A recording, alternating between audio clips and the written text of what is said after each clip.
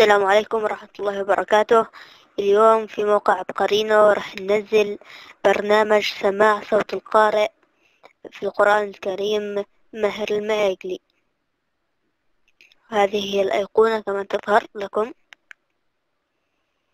عند التنزيل، نضغط عليها Open.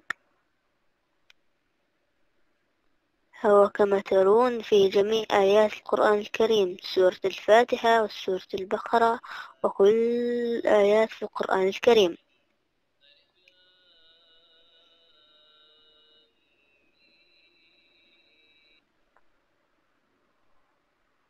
وهي هنا جميع اللغات: عربي، إنجليزي وفرنسي وباقي اللغات، أشهر اللغات. هنا هنا ترون عن هذا البرنامج، وكما ترون نضغط إكس. شكرا لكم على متابعة هذا الفيديو.